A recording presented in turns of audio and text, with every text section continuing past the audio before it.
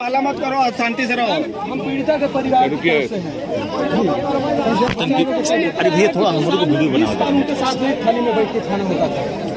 उनके दो छोटे छोटे बच्चे हैं। अब तो जो होना था वो तो हो गया, उसके लिए हम बात नहीं करेंगे, लेकिन एक बात उसमें भी हम करेंगे कि यहाँ पे जो घटनाएं हुई तो गाड़ी को पकड़ने को साइड करके और घटनाओं को साइड इग्नोर करके और जो मैम जिसका एक्सीडेंट हुआ था उसको हॉस्पिटल पहुंचाने की व्यवस्था को साइड करके यहाँ पे लाश को हटाने का ही काम किया गया।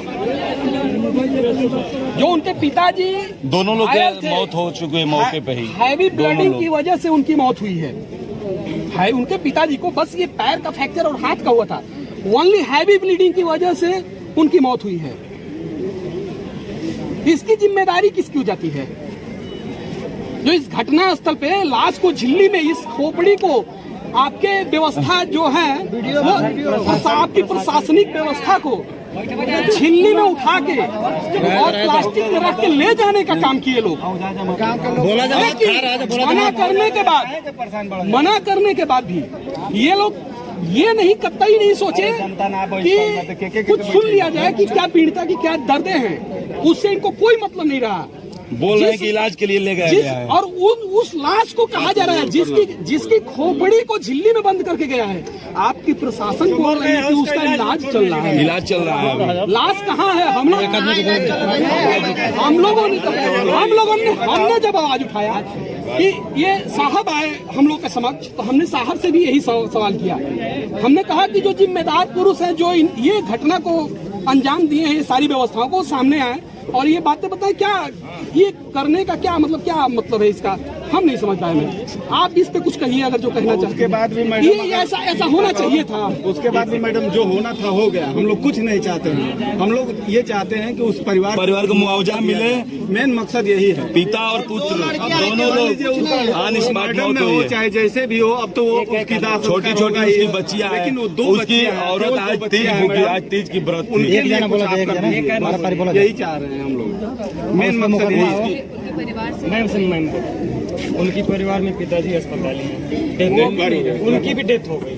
वो भी डेथ हो गए। छोटी छोटी दो बच्चियां हैं। उनके पिताजी भी डेथ हो गए।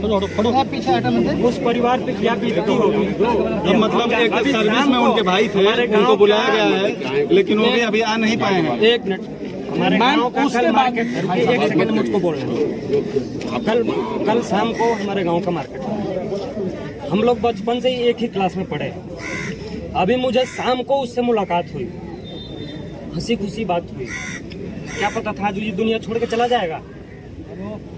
उसका परिवार एक भाई यूपी पुलिस में ही कार्यरत है कुशीनगर में। मौके पे भी हुआ रहा। मैम इसमें उचित मुआवजा देने की हर बात का दोनों सोल्यूशन है। मुआवजे की बात तो अलग है। आप ही से उम्मीद है मैम, हर जगह आप की है इस तरह की। एक चीज आप हमको बस एक छोटा सा जवाब दे दीजिए। आपको ये लगता है कि जिसकी ब्लडिंग 6 बजे 5:30 बजे शुरू हो गई है, उसको अगर 5 घंटे जिसको बस ओनली पैर में और हाथ में फ्रैक्चर चोट लगा हो, ये कुचला गया हो, वीडियो देखी है भैया अगर उसको समय से ट्रीटमेंट मिला होता, उसका ब्लड रुक गया होता, तो आपको उम्मीद है कि वो मर सकता था मैम। क्योंकि आप मेडिकल की भाषा में जाइएगा, उस डॉक्टर से पूछिएगा। या गुमराह किया जा रहा है कि अभी तक हॉस्पिटल में दवाई के लिए ले गए, तुरंत ऑन स्पॉट हो गया है। और लाश से भी मिलने नहीं दिया गया है मैम, लाश से भी मिलने नहीं दिया गया है। प्रशासन ले गई है और कह रही है कि इलाज हो रहा है।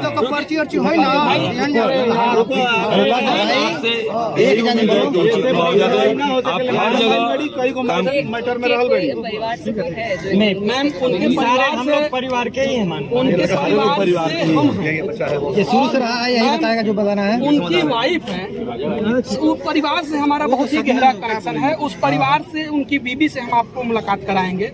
और सब अगर आपको यही उचित लगता हो आपके प्रशासन वालों की जैसे, क्योंकि अभी हम लोग शांतिपूर्वक आंदोलन के लिए यहाँ औरतें बैठी थी, हम लोग तम्बू डालने का कोशिश किए, तो ये लोग मना कर रहे हैं कि नहीं, वहाँ धमकी से मुकदमा लिख रहे थे। ये बताइए, सबका नाम ये जायज है भाई साहब? आप लोग ये जायज है मैम? आंदोलन भी हम नहीं कर सकते हैं मैम, आपका ही तो हम लोग इंतजार कर रहे थे। बस आपके लिए इंतजार कर रहे थे। उस परिवार से मैम, आपको उस परिवार से हम मिला रहे हैं। अगर आपको ये उचित लगता होगा कि उस उस पत्नी को हम यहाँ लाए जिसके एक 4 साल 5 साल और एक 8 साल का मैडम से बच्चे। मिलाना पड़ेगा।